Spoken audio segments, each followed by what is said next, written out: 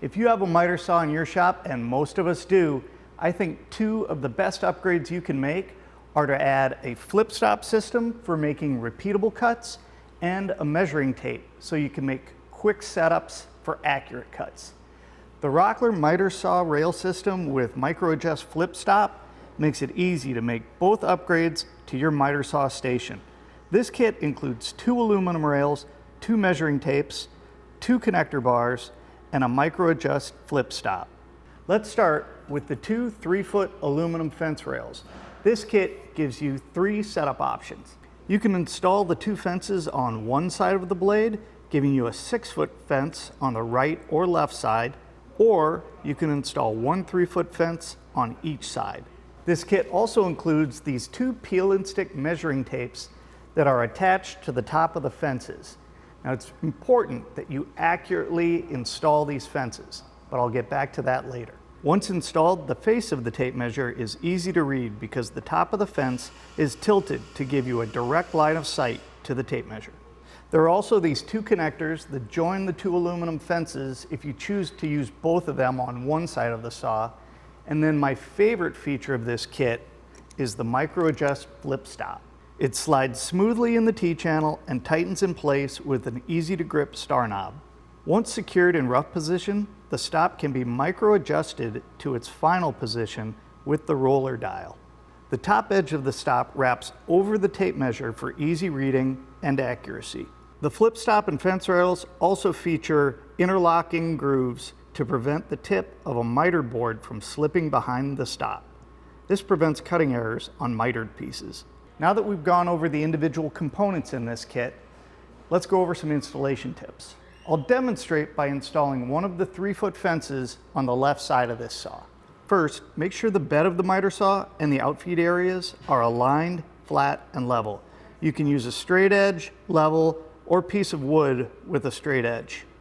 The most important consideration during this step is to be sure that your miter saw bed is not below the level of the outfeeds. If your miter saw is below the level of the outfeeds, then you could experience binding during the cuts. Next, when you position the fence rails, make sure they are aligned or slightly behind the miter saw's fence. Now, the important consideration in this step is to be sure that you do not install the fence rail in front of the miter saw fence. If these fence rails are at all in front of the fence, then that also can cause the wood to bind against the blade during the cut. Now that the fence rail is aligned with the miter saw fence, carefully slide the fence rail until there's about an 1/8 inch gap between it and the miter saw's fence. Next, keeping it aligned with the miter saw fence, attach it to the outfeed with 3 of the included number 8 by 1 inch flanged head screws. Position the screws in the center of the 3 elongated holes in the back flange. Now it's time to apply the peel and stick measuring tape.